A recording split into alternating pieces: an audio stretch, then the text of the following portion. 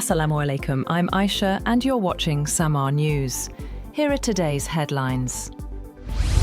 President Donald Trump has ordered the deployment of the Gerald Ford aircraft carrier group to Latin America, the largest US military buildup in the Caribbean in years. The Pentagon says the move will boost operations against illicit networks that threaten US security in the region. The show of force, however, goes far beyond counter-narcotics needs, marking Washington's most assertive move in Latin America yet.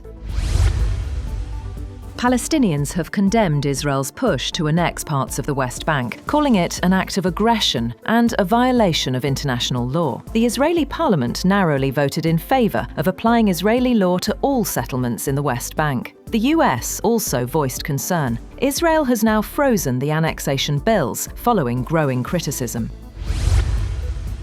US Secretary of State Marco Rubio says any international security force in Gaza must include countries Israel is comfortable with. Speaking during his visit to Israel, Rubio said Hamas will have no role in Gaza's future governance, while discussions on a possible role for the Palestinian Authority are still ongoing. His visit follows Vice President J.D. Vance's trip, aimed at advancing President Trump's Gaza peace plan. President Donald Trump has terminated all trade talks with Canada after what he called a fraudulent advertisement using former President Ronald Reagan's image to criticize trade tariffs. In a post on Truth Social, he accused Canada of trying to illegally influence the US Supreme Court ahead of a ruling on his global tariffs.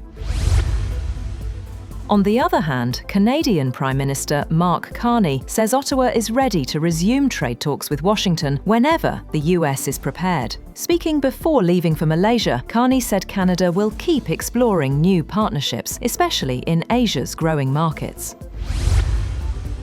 Meanwhile, President Donald Trump is set to embark on a 5-day Asia trip, aiming to secure a breakthrough trade deal with Chinese President Xi Jinping. The visit, covering Malaysia, Japan and South Korea, comes as tensions persist over tariffs and stalled negotiations. Trump is expected to use the meeting with Xi as a key test of his deal-making credentials, while balancing ongoing global conflicts and economic uncertainty.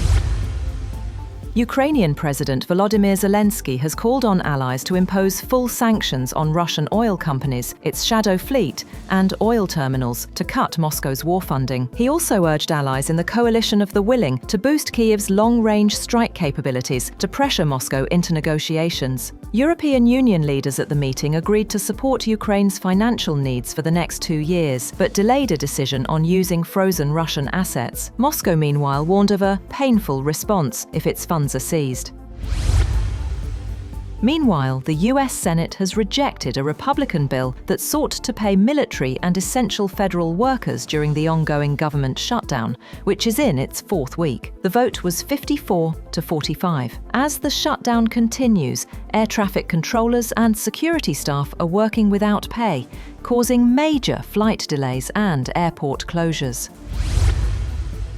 Russian President Vladimir Putin has convened a meeting of the National Security Council to discuss ways to strengthen the fight against terrorism. Opening the session, Putin called for enhanced measures and improved methods to prevent hostile acts. Russia's Federal Security Service head, Alexander Bortnikov, also briefed the meeting on new security strategies and ongoing counter-terror efforts.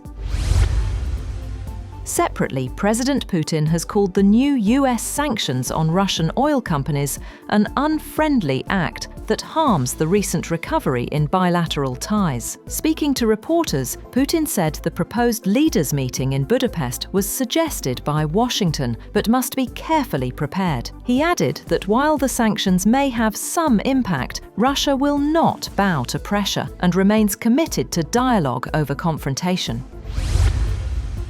At least 14 people have drowned after a rubber boat carrying migrants sank off Turkey's southwestern province of Mughla. Authorities say the vessel went down near Bodrum just minutes after departing, with 18 people reportedly on board. 2 survivors have been rescued, including an Afghan national who swam for 6 hours to reach shore, while search operations continue for the missing.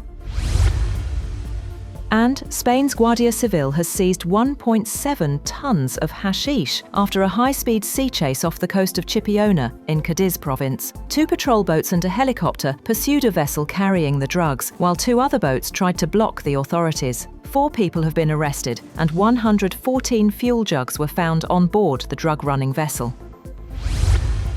That's all for now. For more updates, visit www.SAMAA TV.